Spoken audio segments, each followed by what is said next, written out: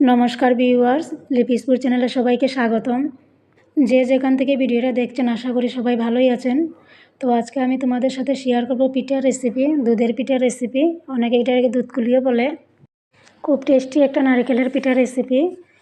পিঠাটা বানানো একদমই সহজ, খুব সহজ রেসিপি, ঘরেই বানিয়ে নিতে পারবে। তো ভিডিওটা না কেটে সম্পূর্ণ দেখার অনুরোধ রইল। যদি ভালো লাগে তো অবশ্যই চ্যানেলটা সাবস্ক্রাইব করে রাখবেন। তো চলো ভিডিওটা শুরু করি।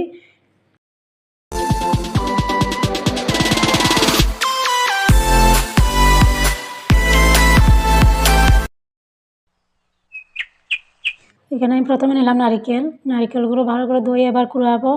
তো নারিকেল কুড়িয়ে নিয়েছি।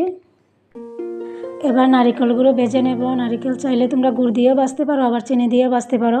তো আমি গুড় দিয়েই ভাজবো। গুড় দিয়ে ভাজলে একটু সুন্দর হয়, দেখতেও সুন্দর হয় এবং একটু আটা আটা হবে। তো প্রথমে গুড় নিয়ে নিলাম। প্রথমে গুড়ই ভাজবো, তারপরে নারিকেল দেবো। নারিকেলের মধ্যে গুড় দিলে গুড়টা মিক্সড হয় না সুন্দর মতো, তাই প্রথমেই গুড়টা দিলাম। তোমরা প্রথমেই গুড়টা দেবে।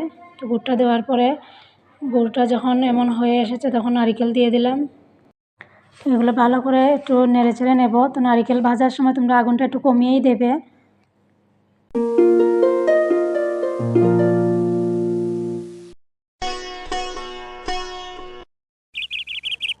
নারকেল ভাজা আমার মোটামুটি হয়ে এসেছে। তো এইভাবে যখন জলটা শুকিয়ে যাবে তখন নামিয়ে নেব। নামিয়ে নিলাম। নারকেল পিঠার ভিতরে দেওয়ার জন্য একদম পারফেক্ট রেডি। এবার হলো আসল কাজ, এবার পিঠা বানানোর পালা। তো চলো পিঠা বানাই। পিঠার জন্য প্রথমে গরম জল করে নিলাম। গরম জলের মধ্যে দিয়ে দেবো চালের গুঁড়ি।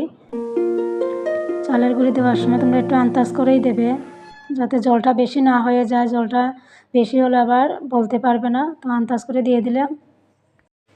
হয়ে এসেছে। এবার নামিয়ে একটু সময় ঠান্ডা হওয়ার জন্য রেখে দেবো। এবার এগুলো ভালো করে মাখতে হবে, ড্র বানিয়ে নিতে হবে রুটির মতো। একদম যেভাবে রুটি বানাও সেইভাবে একদম রুটির মতো ড্র বানিয়ে নেব। এগুলো ভালো করে ডলতে হবে। তোমরা চাইলে এখানে একটু লবণও দিতে পারো। ড্র বানানো হয়ে এসেছে। এবার পিঠা বানিয়ে নেব। তো কীভাবে বানাচ্ছি এই জায়গাটা তোমরা একটু ভালো করে ফলো করবে। এই জায়গাটা তোমরা একটু ভালো করে ফলো করবে বন্ধুরা। এইভাবে হাতের মধ্যে ভালো করে ডলতে হবে। এইভাবে না ডললে ফেটে যেতে পারে। এইভাবে খুব ভালো করে ডলে তারপরে পিঠাটা বানাবে। কোনো সাজ না, একদম হাতে বানানো পিঠা।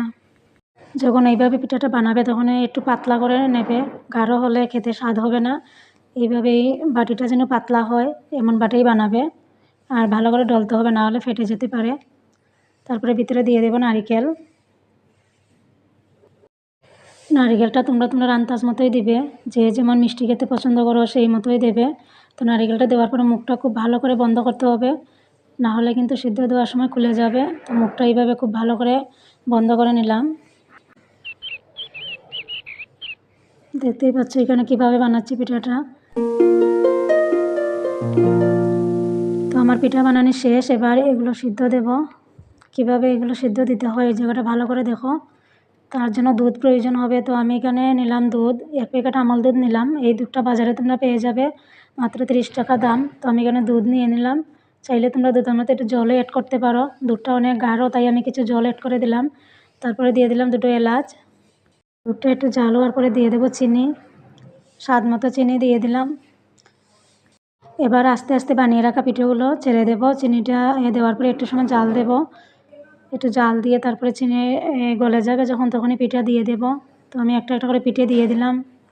খুব মজার একটা পিঠার রেসিপি। পিঠাটা না গেলে তোমরা বুঝতেই পারবে না। তো আমি পিঠা দিয়ে দিলাম পিঠাগুলো সিদ্ধ হওয়ার জন্য। পিঠেগুলো দেওয়ার পর বেশি নাড়াচাড়া করা যাবে না, নাড়াচাড়া করলে ভেঙে যেতে পারে। হালকাভাবে নাড়িয়ে নেব। তো আমার পিঠে হয়ে এসেছে। হালকাভাবে নাড়াবো সবসময়, না হলে কিন্তু পিঠা ভেঙে যাবে। তো এবার নামিয়ে নিচ্ছি। এবার গরম গরম পরিবেশন করা যাবে। রেসিপিটা কেমন হয়েছে তোমরা কমেন্টে অবশ্যই জানাবে, এবং যদি ভিডিওটা ভালো লাগে তো অবশ্যই চ্যানেলটা সাবস্ক্রাইব করে রাখবে, একটা লাইক দিয়ে দেবে। তো সবাই ভালো থাকবে, সুস্থ থাকবে। দেখা হচ্ছে নেক্সট ভিডিওতে।